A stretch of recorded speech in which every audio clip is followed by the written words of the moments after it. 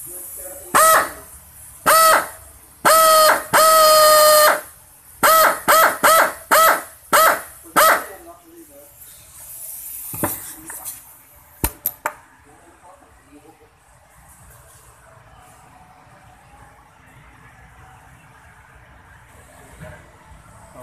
magandang araw mga kaibigan. Ngayon ay mag-prepare tayo ng radiator na butas ng radiator, may tagas. So, kunting kunting tapal lang. So, ito ang radiator mga kaibigan. Okay. Yan ang gagawin ko. Kunti lang yung butas para mawala lang yung tagas. Pangsamantala lang naman na repair. So, mga kaibigan, nagpa-shoutout si Jeep Tudtud, isa nating kaibigan na nagtrabaho sa planta. So, Brad, maraming salamat sa iyong pagpanood. Kumusta ka dyan at ingat palagi. At shoutout din kanila kay Gerard Manzanas, kay Jonathan, saka kay Bong at saka kay Kim, yung mga kaibigan natin. So, maraming salamat po sa inyong pagpanood. Okay? Mga kaibigan, huwag na nating patagalin. Gawin na natin yung radiator. Yan mga kaibigan.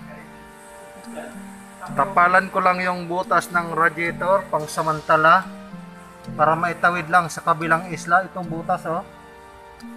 European ito eh. Hindi to Japanese eh. Hindi basta-basta makakuha ng radiator eh. Ngayon, tapalan itong butas. Ipuksihan pang samantala lang para itawid sa kabilang isla. Okay, ipuksihin na natin to. Okay mga kaibigan, ito gamitin ko Dibcon. Mas matibay ito sa pangtapal ng butas. Dibcon, maasahan to. Parang ipuksi lang din.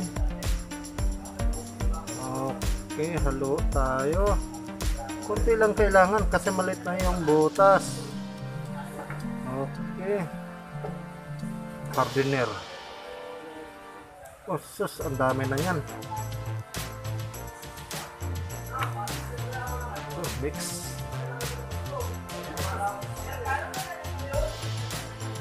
Haluin ng maayos para maganda ang dikit.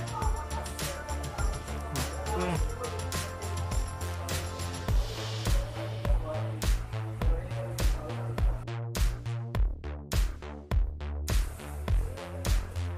Okay mga kaibigan, nahalo na. Okay. Ngayon, dikitan ko na yung konti yung butas.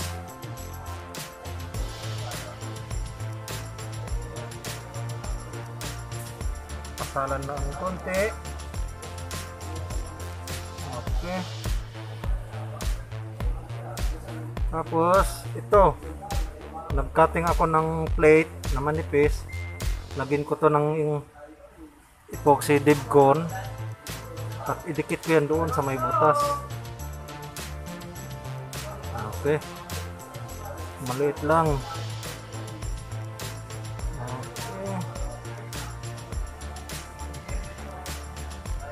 Okay, yan, tatapal na.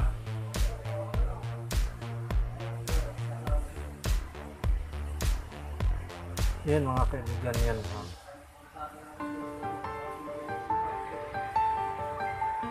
Ayan o.